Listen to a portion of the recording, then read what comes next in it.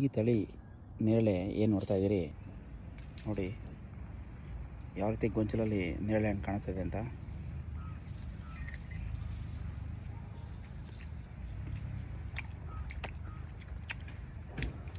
ತುಂಬ ಚೆನ್ನಾಗಿದೆ.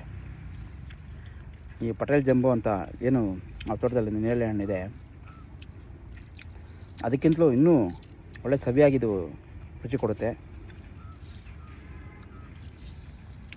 ಬೀಜ ನೋಡ್ಬೋದು, ಆದಮೇಲೆ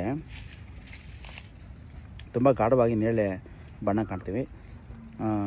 ಅದು ಏನು ಪಟೇಲ್ ಜಂಬೋ ಇದೆ, ಅದಕ್ಕಿಂತ ಸ್ವಲ್ಪ ಸಣ್ಣದು ಇದು ಬೀಜ ಆಗಿದೆ ನೋಡ್ಬೋದು. ಒಳ್ಳೆ ಟ್ಯೂಬ್ ಮಾತ್ರ ಏನು ನೋಡ್ತೀರಾ ಆ ಸೈಜ್ಗಿದೆ. ಇದು ಡೋಲೋ 650 ಮಾತ್ರ ಇದೆಯಲ್ಲ, ಆ ಸೈಜ್ಗೆ ಇದೆ. ಕಾಯಿ ಗುಣ ನೋಡ್ಬೋದು ನೀವು ಯಾವ ಥರ ಇದೆ ಅಂತ. ಗಾತ್ರ, ಬಣ್ಣ ಗಾಢವಾಗಿದೆ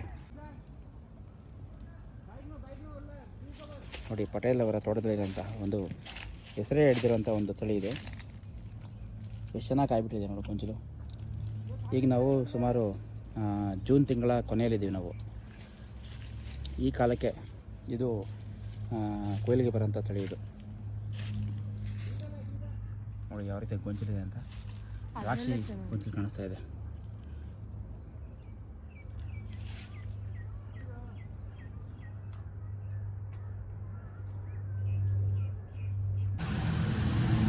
ನೋಡಿ, ಇದು ವೈನ್ ವೆರೈಟಿ. ಏನು ನಾವು ದ್ರಾಕ್ಷಿ ರಸ ಮಾಡ್ತೀವಲ್ವ, ಆ ರೀತಿ ತಯಾರು ಮಾಡೋದಕ್ಕೆ, ವೈನ್ ಮಾಡೋದಕ್ಕೆ ಬಳಸುವಂಥ ವೆರೈಟಿ ಇದು. ಬಂದು ಪಟೇಲ್ ಜಂಬೋ ಅಂದರೆ ಈಗ ಹಣ್ಣಾಗಿರೋಂಥವು. ಮುಂಚೆ ಬಂದು ತುಂಬ ದಪ್ಪ ಇದೆ ಇವು. ಕೆಲವೊಂದು ದಪ್ಪ ಇದೆ, ಸಣ್ಣ ಇದೆ, ಮೀಡಿಯಮ್, ಬೇರೆ ಬೇರೆ ಕಲರ್ ಇದೆ. ಇದು ಬೇರೆ ಬೇರೆ ಸೈಜ್ ಇದೆ.